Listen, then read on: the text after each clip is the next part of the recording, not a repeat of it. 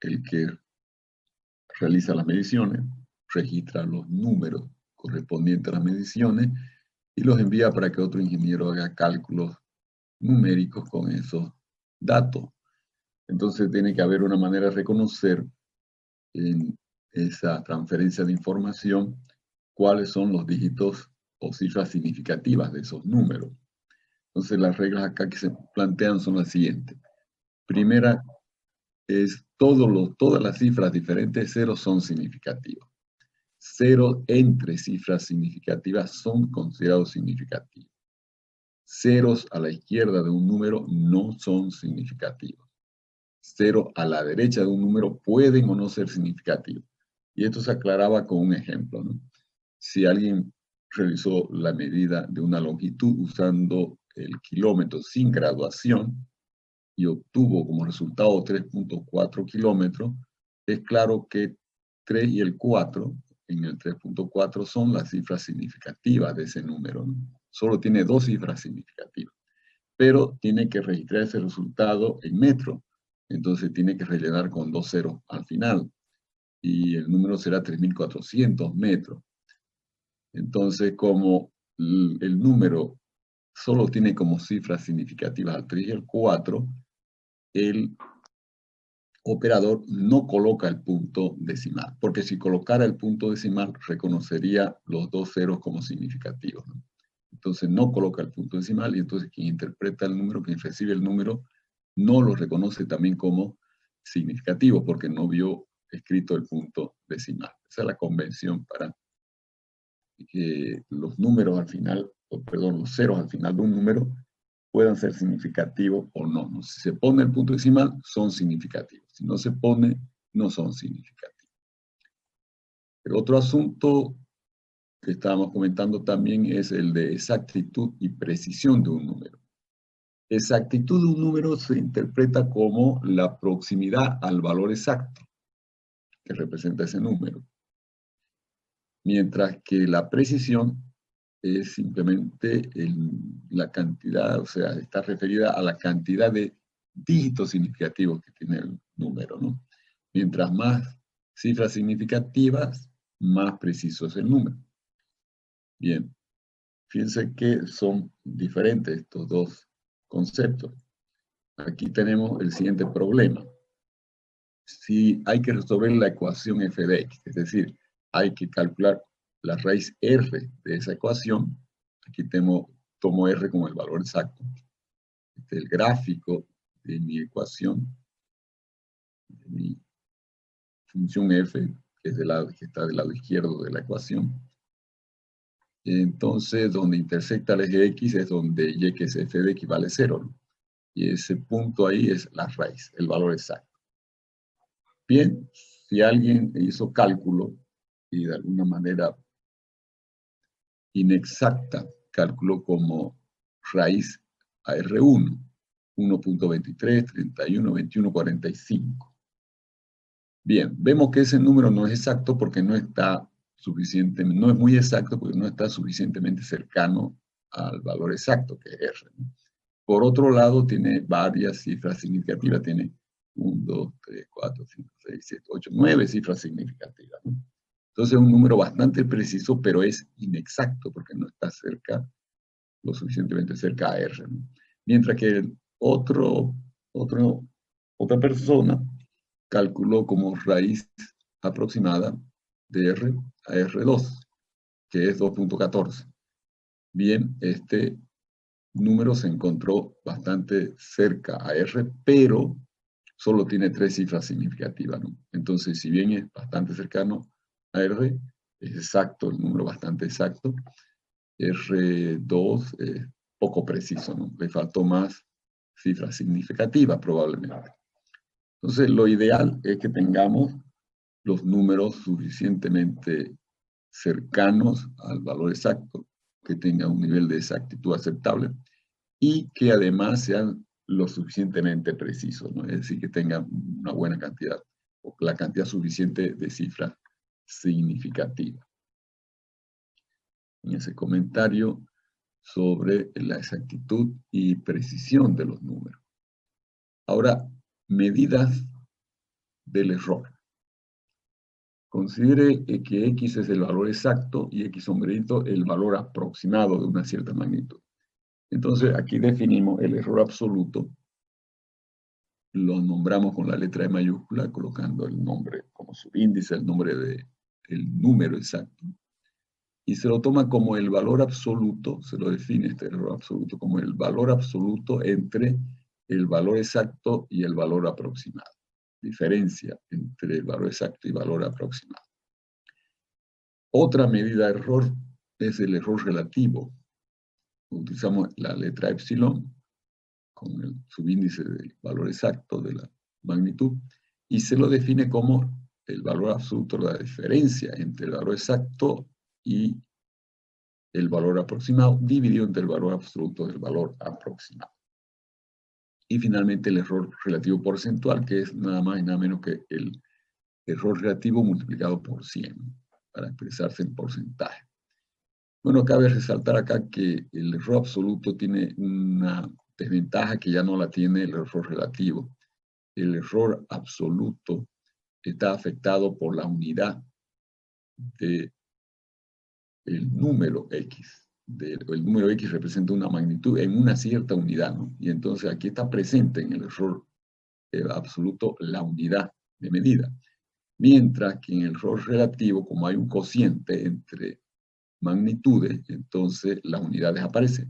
El error relativo es adimensional. Esa es una ventaja cuando se trata de comparar errores. Bien. Ahora vamos al tema del error por truncamiento. Para ello, nosotros introducimos acá el polinomio de Taylor de una función. Entonces, consideramos una cierta función f de reales en reales que sea n veces derivable. Nuestra función tiene que ser n veces derivable. Entonces aquí la idea es la siguiente. Para el polinomio de Taylor tenemos f n veces derivable. Y construimos el gráfico. El gráfico de f es el gráfico en azul. Una curva que está aquí en azul.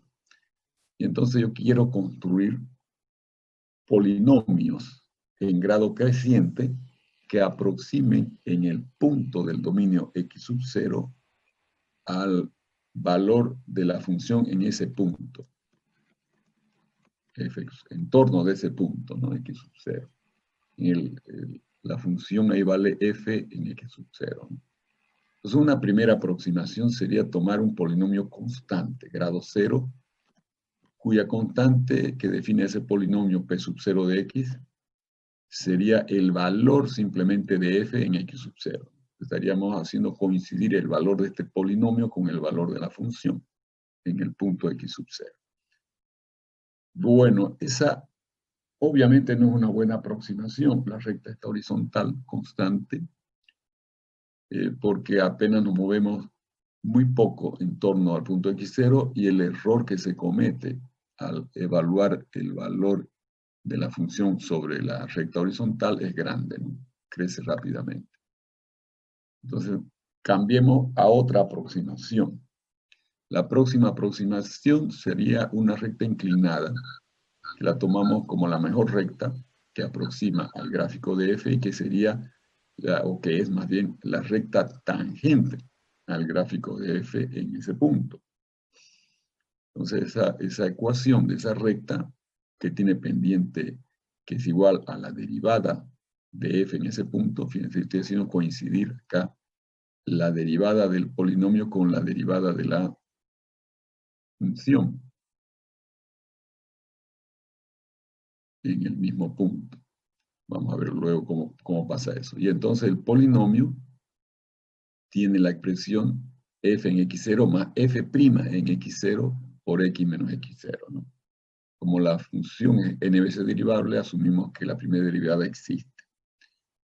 Y noten ustedes que P1 se obtuvo sumándole a P0, que es f de x0, sería P0 más este término de primer grado, que es la primera derivada de f en x0 por x menos x0. Bien. Este término es el término que cambia la expresión del polinomio de grado 0 a grado 1, el f' de x0 por x menos x0. Luego, si queremos, fíjense que aquí sigue siendo una recta, por más de que sea tangente y que sea la mejor recta que aproxime a la curva f azul, no es tan buena aproximación todavía, ¿no?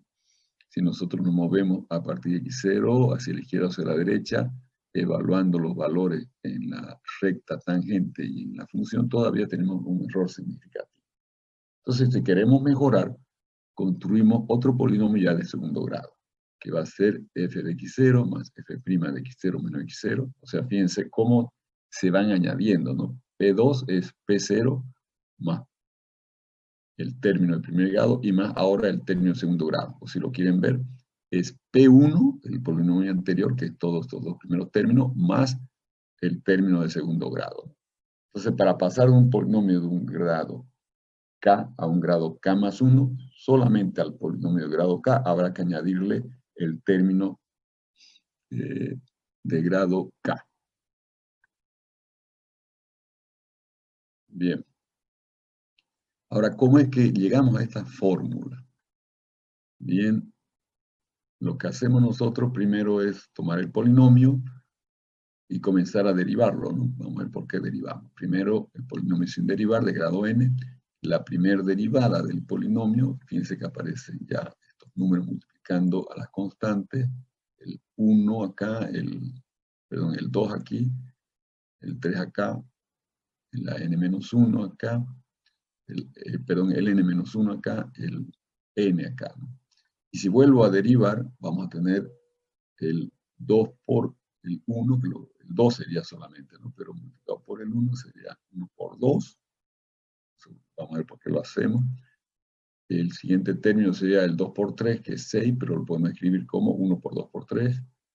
Y el término de grado n-2 queda en grado n-3 y su coeficiente se ve multiplicado por n-2 por n-1.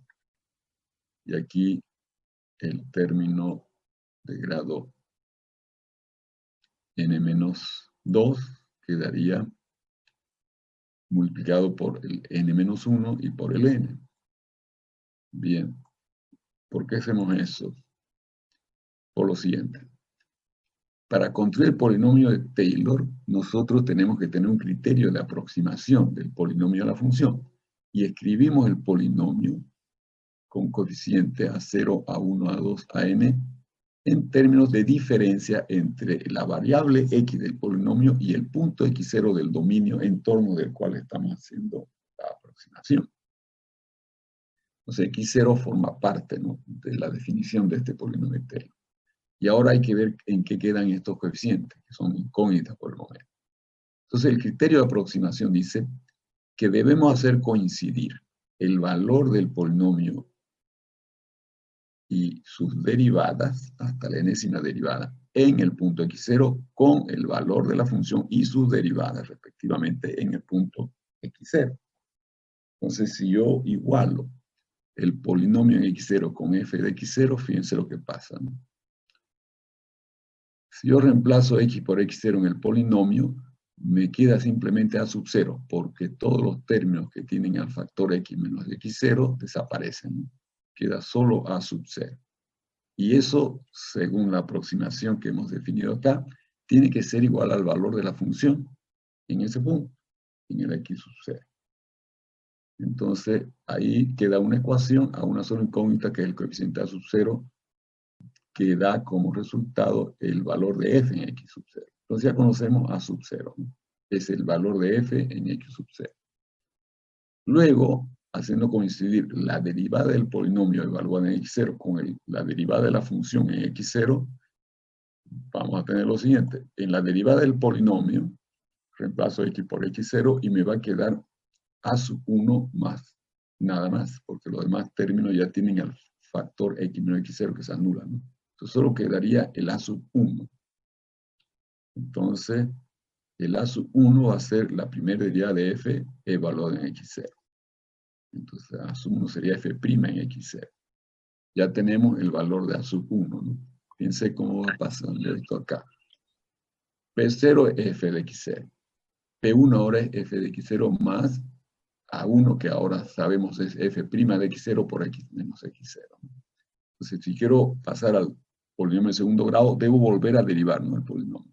Aquí está su derivada y reemplazo x por x0. Todos los términos que tienen al factor x menos x0 se anulan. Y nos queda el término primero, que es 1 por 2 por a sub 2. Entonces, yo puedo decir que la sub 2 es igual al factorial de 2, que es 1 por 2, que pasa a dividir acá, y multiplica ese número 1 sobre el factorial de 2 a la derivada segunda de f en x. Entonces, el coeficiente a sub 2 viene a ser la derivada segunda de f en x0 dividido entre el factorial de 2. Y eso es lo que tenemos acá, ¿no? El 2 es lo mismo que factorial de 2, ¿no? El 2 es igual a 1 por 2. Y ese era el término que habíamos colocado acá, el término de segundo grado. Entonces, el polinomio se va construyendo de esa manera. Comenzamos con el grado 0 y le podemos añadir el término de grado 1 y queda polinomio de grado 1. Le añadimos término de grado 2 y queda polinomio de grado 2. Y así sucesivamente hasta llegar al grado n. Entonces aquí estamos viendo que los coeficientes van a ir desapareciendo los términos en función de que el orden de derivada sea más grande, ¿no? Cuando tengamos la derivada de orden n, todos los términos de grado menor que n van a haber desaparecido y solo quedará el último término, que era de grado n en el inicio, y va a quedar una constante que va a ser simplemente el producto que se va a ir acumulando acá desde 1 hasta n. Bien, entonces eso es lo que vemos en esta última expresión. Esto de acá, la derivada enésima de p sub n en x0, resulta ser factorial de n por a sub n, y es igualado a la derivada enésima de f en el punto de x0. Por lo tanto, a sub n va a ser la derivada enésima de f evaluada en x0 sobre factorial de n. Y entonces tenemos aquí nuestro polinomio de Taylor. Ahí está el polinomio de Taylor. P sub n de x es igual a f en x0 más derivada de f respecto a x por x0, en x0 por x en x0 más derivada segunda de f respecto a x dos veces dividido entre factorial de 2 por x menos x0 al cuadrado más la enésima derivada de f dividido entre factorial de n evaluada la derivada en x0 por x menos x0 a la n. Esa es la fórmula de nuestro polinomio de Taylor de grado n. Ahora, n lo puede hacer tender a infinito, en teoría. En teoría podríamos tener n infinito y entonces habría infinitos términos acá. Si pudiésemos hacer eso, entonces el polinomio de grado infinito ya no sería una aproximación de la función f. Sería igual a la función f, directamente. Obviamente que eso se va a hacer nunca, porque no podemos dejar infinitos términos. No tenemos la capacidad de manejar infinitos términos. Entonces siempre vamos a tener el polinomio de Taylor como una aproximación de la función por lo tanto de que se. Y aquí está la interpretación real que estamos comentando en la plaza rara. En la plaza rara estamos justamente aquí. La polinomio se va interpretando como recta horizontal de grado 0, recta inclinada en un punto x sub 0, al gráfico de f, primer grado, segundo grado es una parábola, que se aproxima mejor por la regla. Y si continuamos a abrir la grado de grado, que se va a aproximar mejor y asociación. Bien. Ahora, algunos detalles que se pueden hacer acá. En este punto.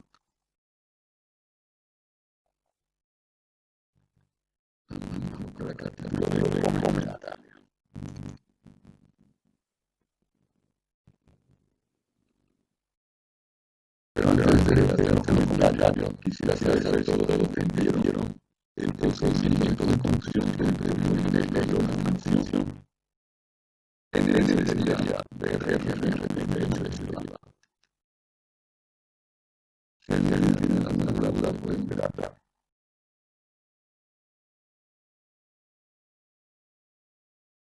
Bien. Asumo entonces el tema completamente entendido y vamos a ver los comentarios. Voy a encerrar acá. Voy a copiar primero el polinomio de grado n. Voy a copiar esto de acá.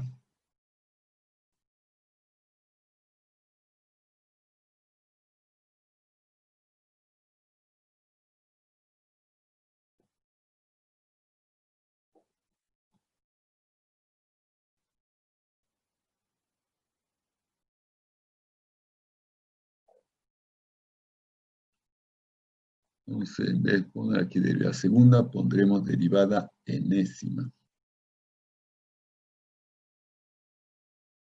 Derivada enésima como un superíndice. El orden de la derivada del polinomio. Enésima derivada del polinomio. Esto va a ser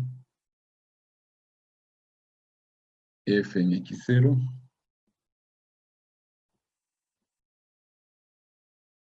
un segundo, f en x sub 0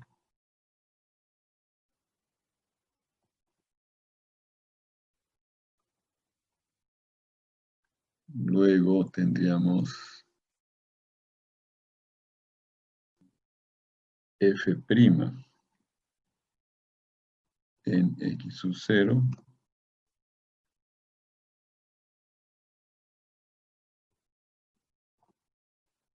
por x menos x0 más, voy a escribir acá todavía el término f segunda,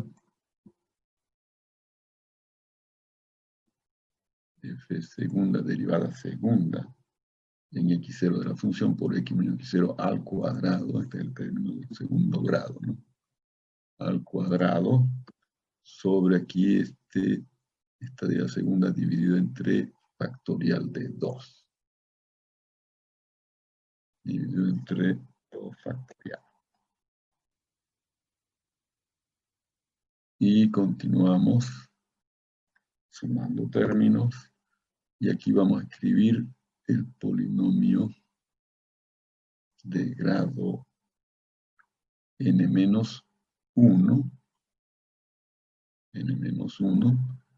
con el coeficiente que va a ser la derivada de orden n-1, derivada de orden n-1,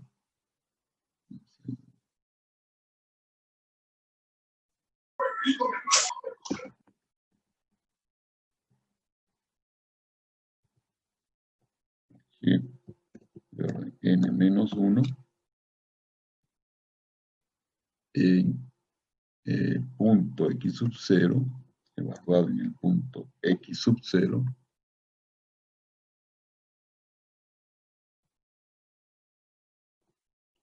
sobre, sería el factorial de n-1, n-1 factorial, más el último término sería, esto acá lo copio nuevo, el término de grado n, ¿ya no? El término de grado n tiene la derivada n. En x0 ya no es dividido entre factorial de n-1, sino que es dividido entre factorial de n. Simplemente. Y el exponente acá es n. Simplemente. Bien, ese es el polinomio de Taylor, ¿no? Bien. Algunas veces va a ser suficiente en precisión, en exactitud, calcular la función o el polinomio con un grado 1. Eso sucede cuando x sub 0 es suficientemente cerca de x. Está bien, la diferencia entre x y x sub 0 es un número muy pequeño. Si llamamos h a esa diferencia, h igual a x menos el x sub 0, fíjense, el x sub 0 es el punto del dominio que elegimos en torno al cual hacer la aproximación de la función, ¿no? Y x es el punto donde estamos evaluando el polinomio para aproximar a la función en ese mismo punto, x. X es donde se evalúa, ¿no? Y x0 es el punto en torno al cual nosotros iniciamos la aproximación. Entonces, si la diferencia entre x y x0, que llamamos h, es suficientemente pequeña, entonces el cuadrado puede ser ya despreciable y podemos nosotros cancelar todos los términos a partir del término cuadrático y quedarnos solo con el polinomio de primer grado. Esto corresponde, y aquí vamos a colocar, eso de acá corresponde a tener simplemente aproximada la función por un polinomio de primer grado. Y a eso se le llama linealización. Vamos a escribir acá, linealización.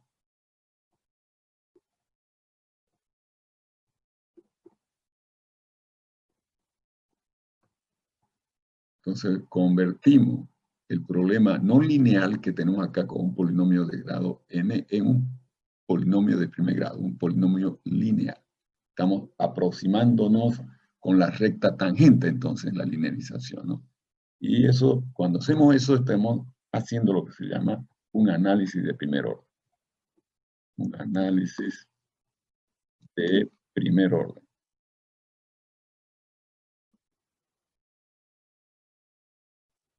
Análisis de primer orden. Bien.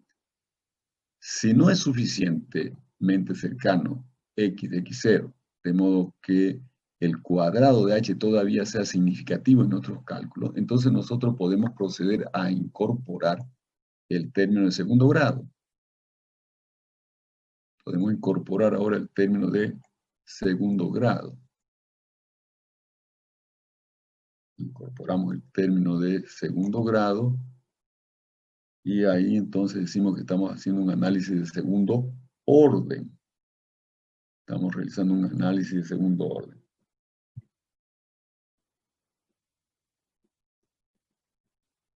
De segundo orden. Bien. Entonces, este análisis, el orden de los análisis está relacionado con el grado del polinomio de Taylor que utilizamos en la aproximación de las funciones. Fíjense, toda esa jerga que se utiliza ahora y que estamos acostumbrados ya a escuchar. Bien. Ahora lo siguiente. Después de esos comentarios, veamos en qué consiste el error de truncamiento. Dijimos que consiste en que el número f de x que yo quiero aproximar acá, porque fíjense ustedes, este de acá, Pn, el polinomio de grado n,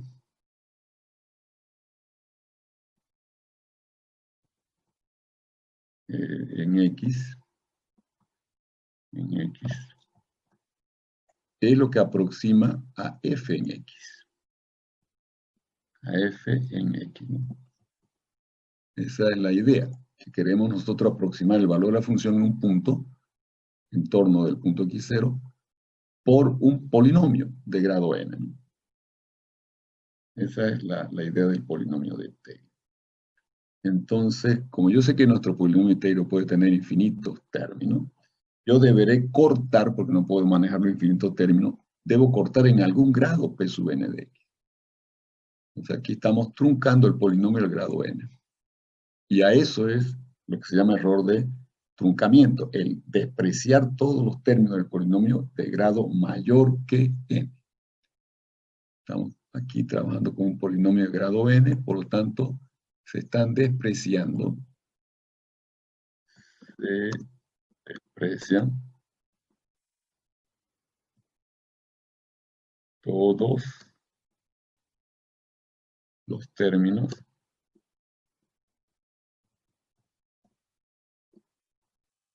de grado mayor que n. Todos términos de grado. Y eso constituye ya un error. Y es el error de truncamiento. A eso llamamos error de truncamiento. Bien. Con esos comentarios, entonces pasamos ahora a una primera aplicación de nuestro polinomio de Taylor. Si no nos da tiempo de ver acá, ustedes ya lo terminan leyendo esta aplicación. Se trata de la función exponencial a la x. Elegimos esa porque es muy fácil de derivar. No sabemos que todas las derivadas de a la x van a seguir dando a la x. Y queremos aproximar f en el punto x0.01, utilizando como x0 al punto 0, donde yo sé que a la 0 es igual a 1. Conozco el valor de f en ese punto y por lo tanto conozco el valor de todas las derivadas de f en ese punto. Y quiero una tolerancia en el error absoluto de 10 a la menos 4. Bien, entonces estamos exigiendo no solo una aproximación, sino una aproximación controlada. Ahora, ¿cómo es que podemos controlar si nosotros no conocemos acá el valor exacto? ¿Cómo podemos controlar la aproximación? Porque el error absoluto es el valor exacto menos el valor aproximado en términos absolutos. Pero el valor exacto, que sería e a la 0, yo estoy asumiendo que no lo conozco. Obviamente lo puedo calcular usando computadora o calculadora, ¿no? Pero aquí asumimos que no lo conocemos. Entonces, para poder evaluar error, vamos a recurrir a esta idea. A medida que yo vaya tomando polinomios de mayor grado, los valores del polinomio se van a acercar cada vez más al valor exacto de la función. ¿Ya? Porque eso es convergencia. El polinomio de Taylor siempre converge al valor exacto. A mayor grado, mayor cercanía al valor exacto. Entonces podemos sustituir el valor exacto por el último valor calculado, por el polinomio de grado k, y hacer la diferencia entre ese valor del polinomio de grado k en x con el polinomio de grado k-1 anterior, que es una menor aproximación, una aproximación más imprecisa. Entonces tomamos el último valor calculado del polinomio como el exacto y el anterior como aproximado, y ahí definimos el error absoluto en el valor de f de x, ¿no? Bien. ¿Y cuándo vamos a parar el procedimiento? Cuando esa diferencia entre el valor considerado exacto, que es el de grado k, y el anterior, k-1, sea menor que la tolerancia. Y entonces diremos que ese último valor es el valor considerado exacto dentro de la tolerancia que hemos fijado al valor de f de x. Entonces aquí comenzamos, ¿no? Tomamos primero el polinomio de primer grado, de grado 0, perdón, que es la constante f en 0.0, en 0 solamente, en x0. Es el polinomio, el primer término es la constante f en x0, en este caso f en 0, por lo tanto va a ser e a la 0, 1. Bien, entonces aquí construyo mi tablita, coloco grado n, polinomio de grado n evaluado en x0, perdón, en x, y el error. Entonces 0, como estoy usando polinomio de primer grado, no interviene x, y por lo tanto, como es constante, va a ser 1, que es a la 0 igual a 1. No tengo con quién comparar todavía porque es el primer polinomio que estoy tomando, entonces paso al siguiente paso, que es aumentar el grado en 1. Entonces para eso debo calcular la derivada de f evaluada en el punto 0. La derivada de f sigue siendo de la x. Evaluada en el punto 0 da 1. Entonces ya puedo calcular el polinomio de primer grado evaluado en 0.01, que va a ser igual al polinomio de grado 0 en 0.01, que es 1, más el término de primer grado. Y esto me da 1.01. Entonces coloco 1.01 acá. Aquí sí ya puedo hacer la diferencia entre el último valor calculado y el anterior. Ya 0.01, que todavía es mayor que 10 a la menos 4. Y entonces debemos continuar. Tomo la derivada segunda, porque yo sé que debo añadirle al término anterior el término de segundo grado ahora, ¿no? Y ese va con la derivada segunda. Sigue siendo la x. Lo evalúo en 0 esa derivada, me da 1 otra vez. Y entonces construyo el término ya el polinomio de segundo grado evaluado en 0.01, ¿no? Es el valor del polinomio de primer grado en ese punto, que ya era 1.01, más el término de segundo grado en la fórmula de Taylor, y me da 1.01005. Hago la diferencia entre el último valor calculado del polinomio y el anterior, y me da 5 por 10 a la menos 5. Obviamente eso ya es menor que 10 a la menos 4, y entonces yo acepto este como mi valor exacto dentro de la tolerancia. Ese sería el valor exacto. Si usamos calculadora, para considerar el verdadero valor exacto, el que da la calculadora, fíjense que coincidimos en todos los decimales con que trabajamos este número, f en 0.01 por el polinomio, ¿no? Entonces dio bastante buena aproximación. Yo les voy a pedir que ustedes entonces resuelvan estos dos problemitas. Tomen el punto x0 igual 0 de nuevo, la misma tolerancia que la menos 4, y aproximen f en 0.01, considerando primero que f es el coseno de x y luego que f es el seno de x. Para cada una de estas funciones, yo quiero ver esa tablita construida, ¿ya? Para el coseno y para el seno. Bien, ¿hay alguna duda hasta acá? Si alguien tiene alguna duda, puede preguntar.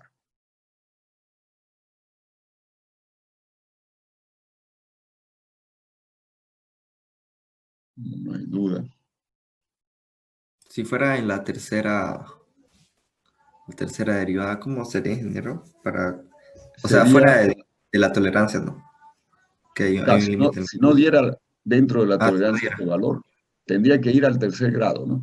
Tendría que construir la tercera derivada para añadirle al valor anterior el término de tercer grado. Y la fórmula está acá, ¿no? Primer grado, segundo grado.